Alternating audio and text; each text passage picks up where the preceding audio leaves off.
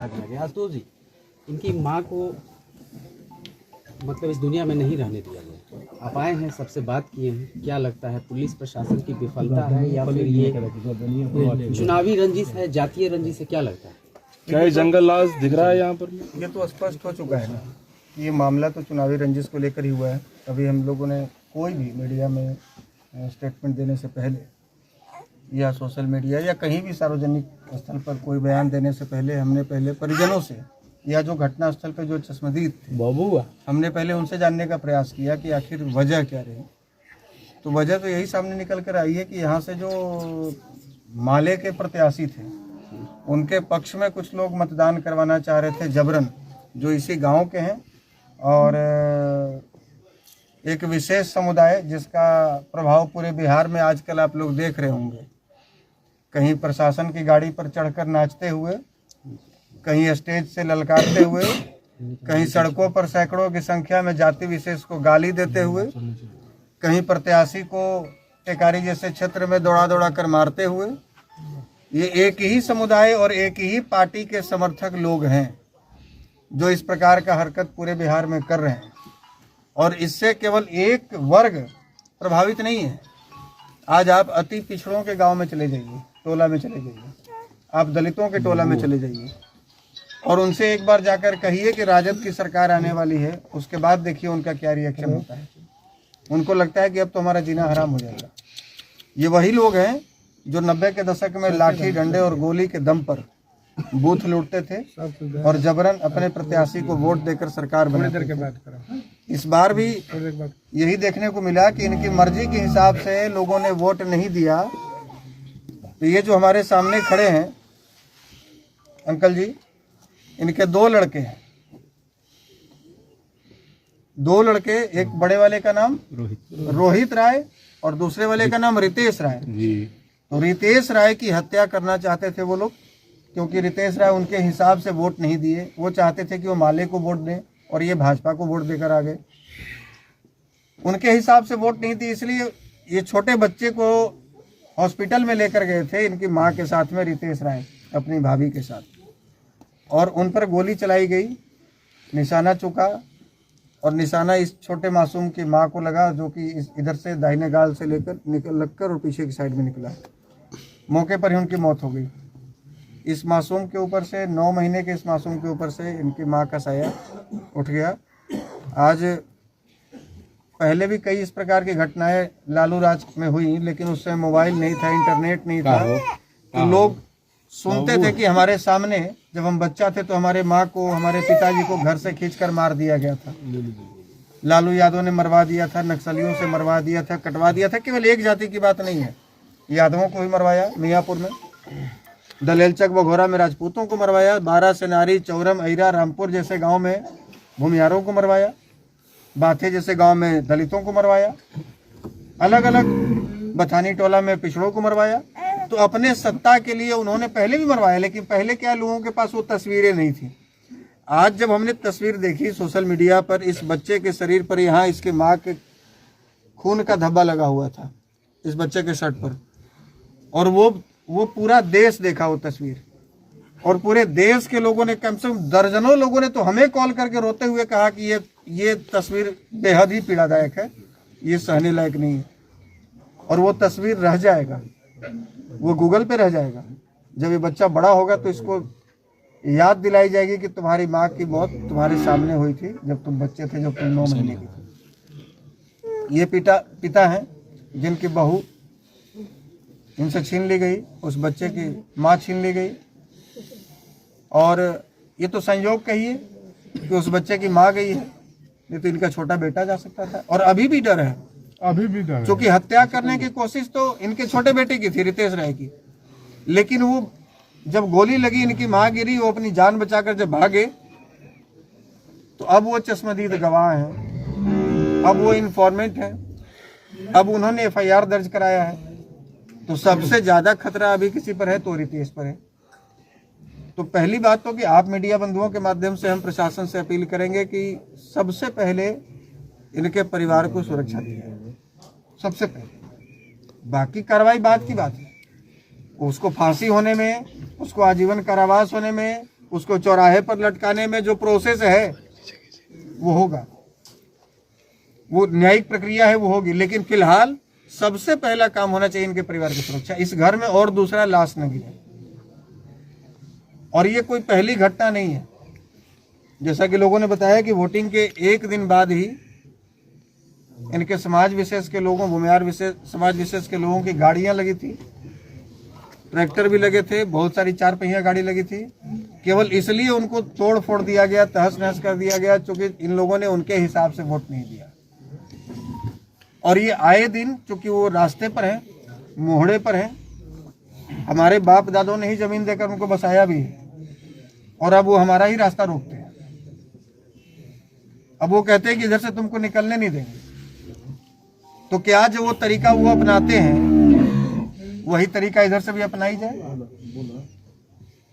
आखिर इस पर सरकार क्यों नहीं एक्शन ले रही है? सरकार भी एक्शन लेगी सर। हम पहले तो ये जो चैनल, हमें लगता है कि मैक्सिमम लोग इधर के लोकल ही चैनल के हैं, या लोकल क्षेत्रीय होंगे, या ये उन तक भी आवाज पहुंचेगी और निश्चित रूप से देखेंगे। हम पहले आप मीडिया बंधुओं के माध्यम से पहले उन्हीं से पूछ लेना चाहते हैं कि तुम कैसे निपटना चाहते हो।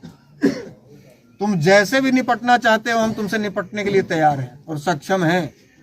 90 के दशक में जब तुम्हारे बाप का राज था, यहाँ पर शासन तुम्हारा था, प्रशासन तुम्हारा था और नक्सली भी तुम्हारे थे, उसके बावजूद भी हमने तुमसे लड़ाई लड़ी और तुमको यहाँ से खदेड़ा और सत्ता से पदच्युत किया। और अब तो दूर दूर तक कहीं भी तुम्हें सत्ता देखने को नजर नहीं आएगा, कहीं सत्ता देखने को नहीं मिलेगा। अब जिस हिसाब से ये लोग आना चाहेंगे, हम लोग उस हिसाब से तैयार हैं। अच्छा आशुतोष जी, और हम ये निर्णय इस परिवार के ऊपर और यहाँ के समाज के ऊपर छोड़ते हैं। हम ये निर्णय छोड़ते हैं जिस समय ये लोग आदेश कर देंगे कि हम इस तरीके से अपना बदला लेना चाहते हैं, हम उसी तरीके से तैयार हैं। हम ये खुलेआम ये मीडिया में बोल रहे हैं। तो क्या इसी तरह से खूनी जंग होते रहेगा? हमारा ये कहना है कि यदि आप किसी मूढ़ व्यक्ति के पास जाकर विनम्रता पूर्वक आग्रह कीजिएगा तो आपकी विनम्रता को आपकी कमजोरी समझता है। मूढ़ व्यक्ति आपकी विनम्रता को समझने के लिए तैयार नहीं है कि भाई ये शांति स्थापित करना चाहता है, ये झगड़ा नहीं चाहता है, ये अशांति नहीं चाहता है, ये द्वेष की भावना नहीं पालता है। लेकिन मूढ़ को लगता है कि सर ये एक चीज और है कि सबसे बड़ी सवाल उठ रही है सरकार पर भी कि मान लीजिए कि जंगल राज के जो जिस प्रकार से लोग दर्जा दिया जाता था, उसी प्रकार से इन सरकार में भी हत्याएं हो रही है। हाँ, तो यही लोग, तो सरकार क्यों चुप्पी साधी है? यही लोग थे जो जंगल राज स्थापित करवाए बिहार में, और यही लोग आज भी जगह जगह पे तांडव कर रहे हैं, जो कि देखने को मिल रहा है। लेकिन अब मैं यदि यहाँ पर आया हूँ तो एक उम्मीद और एक विश्वास इस परिवार को देकर जरूर जाऊंगा। मैं सत्ता में नहीं हूँ, मैं मुख्यमंत्री नहीं हूँ, मैं यहाँ का सांसद विधायक नहीं हूँ, मैं डीजीपी नहीं हूँ, मैं एसपी नहीं हूँ, लेकिन एक सत्ताधारी पार्टी का सदस्य होने के नाते मैं ये विश्वास दिलाकर जरूर जाना चाहूँगा कि आपकी बात, कल सरकार बनने जा रही है। अभी तो आचार संहिता लगा, अभी किसी की सरकार, अभी प्रशासन का चल रहा है यहाँ, लेकिन कल हमारी सरकार यहाँ बनने जा रही है। कल फिर से एनडीए की सरकार बनने जा रही है। तो क्या उम्मीद रखा जाए, कब तक कार्रवाई होगा इन दोषियों पर? डीजीपी साहब तक, अभी तो एसपी साहब से हमने बात की, एडिशनल साहब से बात की, डीजीपी साहब तक और उप मुख्यमंत्री और मुख्यमंत्री गृह विभाग जिनके पास होगा वहां तक ये बात, ये आपका भाई निश्चित रूप से पहुंचाएगा। इसमें कहीं कोई माध्यम हमको बनने की जरूरत नहीं है, ये डायरेक्ट हम बात वहां पहुंचाएंगे। क्या समाज क्या जवाब देगा? देखिए, समाज के लोग जिस हिसाब से ये लोग इस घटना को अंजाम दिए हैं, कायरतापूर्ण घटना कहेंगे, किसी महिला को मार देना तो बहादुरी तो है। कोई मोटरसाइकिल से जा रहा है, घर एक महिला और एक बच्चा को लेकर तुम छुप के घर से निकलते हो या कहीं पेड़ के पीछे छुपे रहते हो और फटाक से एक पटाखा फोड़ देते हो, तो वो बहादुरी नहीं है। ये बहादुरी तब हुई जब तुम्हारे बाप दादों ने अगर तुमको सच में बहादुर पैदा किया है और तुम्हारी माँ ने सच में दूध पिलाया है, तो एक समय बताओ, जगह बताओ, तारीख बताओ। ये हम बताते हैं कि किसकी माँ ने दूध पिलाया और कौन डब्बा का दूध पी के बड़ा हुआ है। इनके जो सबसे बड़े बाप हैं लालू यादव, उनको 1.5 लाख लोगों के बीच में यही आशुतोष कुमार डब्बा का दूध फेंक के बताया था कि तुम डब्बा का दूध पी के बड़ा हुआ है, मैं माँ का दूध पिया हूँ। और इन प्यादों की क्या औकात है, ये फफुंदियों की क्या औकात है। ये तो 2-4 ट्रैक्टर बालू बेचने वाले लोग हैं नंगा के पास जब 2-4 हजार रुपया आ जाता है तो लगता है कि सबसे बड़ा सम्राट हम ही हो गए। यही हाल उसका है। तो बहुत जल्द ये प्रशासन की हिरासत में भी आएगा और इसके चूतड़ भी देखने लायक होंगे। इसके पिछवाड़ा भी पूरा बिहार देखेगा, ये आपको विश्वास दिलाता हूँ। तो माँ बहन काफी दहशत में है इस गांव के। माँ बहनों को एक विश्वास दिलाना चाहूंगा कि आपको दहशत में रहने की जरूरत नहीं है। ये कायर लोग हैं, इनकी हिम्मत नहीं है कि आपको सामने से ये हाथ लगा सके, आपको सामने आकर कुछ आपके साथ कोई अभद्र व्यवहार कर सके या आपके ऊपर कोई इस तरह का वार प्रतिवार कर सके।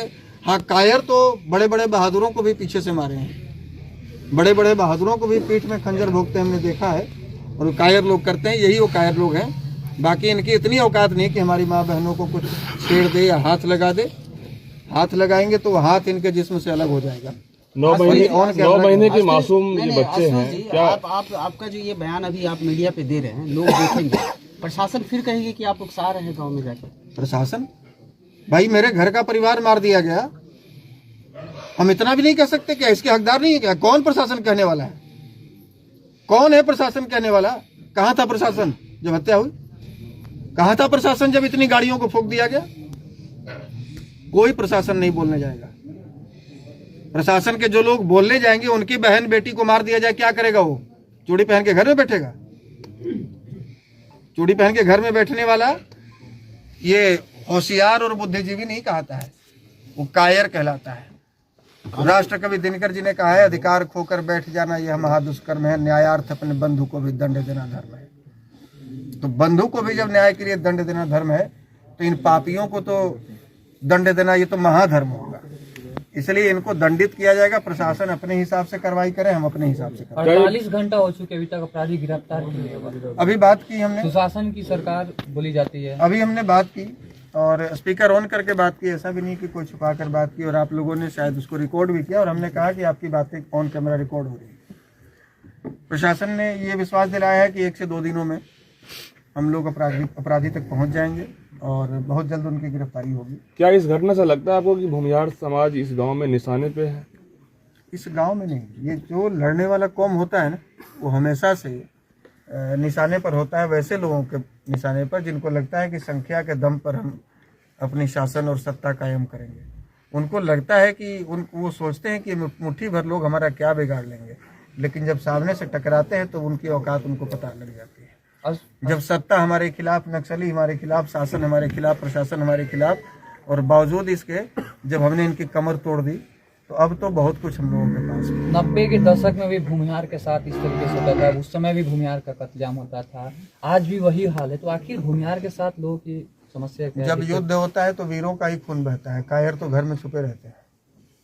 तो जब जब इस बिहार की धरती को रक्त रंजित करने की कोशिश की गई, जब जब यहाँ के किसानों को प्रताड़ित करने का प्रयास किया गया, जब जब हमारे जमीनों पर लाल झंडे गाड़ने के प्रयास किए गए, जब जब हमारे घरों के आगे खड़े ट्रैक्टरों को जाति पूछकर आग लगा दिया गया, जब जब हमारे रिश्तेदारों को, कुटुंबों को, राहगीरों को रास्ते में जाति पूछकर 6 इंच छोटा किया गया, तब तब ये समाज मुखर होकर आगे लड़ा है और सब दिन लड़ता रहेगा और सब दिन इनको चुनौती देता रहेगा, सब दिन इनसे भिड़ता रहेगा। कभी ये दबने वाला समाज नहीं है, ये सर कटाने वाला समाज है, सर झुका कर चलने वाला समाज नहीं है। हम यही आप लोगों के माध्यम से उन कायरों को बताने के लिए आए हैं। भूमिहार समाज बदला लेगा? देखिए, सबसे पहले तो हम प्रशासन पर विश्वास करेंगे, हम न्यायिक प्रक्रिया पर विश्वास करेंगे। हम नहीं चाहेंगे कि हमारे 5 लड़के जाकर, अभी सक्षम है हम लोग, अभी वो सारे के सारे गांव छोड़कर भागे हुए हैं ना, अभी उनके घर में तो महिलाएं ही हैं। तो हम इतनी संख्या में आए हैं बाहर से कि अभी यदि चाहें तो एक घर का कपड़ा नहीं मिलेगा इनका, वो सब लोड करके यहाँ से लेके चल जाएंगे जहानाबाद। एक घर का कपड़ा नहीं मिलेगा, नए घर की महिलाएं मिलेंगी घर में। लेकिन हम लोग कायर नहीं है, हम लोग बुजदिल की तरह काम नहीं करते हैं। हम नहीं चाहेंगे कि हमारे बच्चे इस तरह का कोई एक्टिविटी करें, वो फंस जाएं, वो जेल चले जाएं, उनकी जीवन बर्बाद हो जाए। हम पहले शासन पर भरोसा करते हैं, प्रशासन पर भरोसा करते हैं। और पहली बार हमने प्रशासन से बात भी की है, उन्होंने एक समय अवधि मांगा। हमारा ये फर्ज बनता है कि हम उनको कुछ समय दें। जो परिवार हमारा चला गया उसको जिंदा नहीं कर सकते, उसको फांसी पर भी लटका देंगे फिर भी जिंदा नहीं होगा, लेकिन आत्मसंतुष्टि होगा इनको। आत्मसंतुष्टि भविष्य में उस बच्चे को होगा, उस मासूम को होगा, उनके पति को होगा, उनके देवर को होगा कि जिसने हमारा परिवार छीना, आज वो इस दुनिया में नहीं। तो हम यही मांग करने आए कि स्पीडी ट्रायल के तहत उन चारों दरिंदों को जिन्होंने इस तरह घटना को अंजाम दिया है, उन चारों दरिंदों को फांसी की सजा हो और इसके लिए प्रशासन अपनी तरफ से रेकमेंड करे। आइए, नमस्कार। देखिए हमारी महिला भूमिहार महिला कल्याण मंच से आई है गुड़िया जी और पूनम जी। ये कल भी आई थी यहाँ, हाँ आज इधर आई थी तो और कल जब इनका तस्वीर हम लोगों ने देखा, वीडियो देखा, तो रात में हमने 9:30 बजे, कल मैं 4 बजे भोर में पहुंचा हूँ। बात तो हुई थी कल हम लोग बाहर थे बिहार से, 4 बजे सुबह पहुंचे हैं और उसके बाद निकले। उसके बाद हमने जब देखी तस्वीर तो रात को 9 बजे हमने उनको कॉल किया, यहाँ की स्थिति जानी। उसके बाद हमने निर्णय लिया कि आज हम लोग वहाँ से निकलेंगे। अब इनसे भी बात की जाए।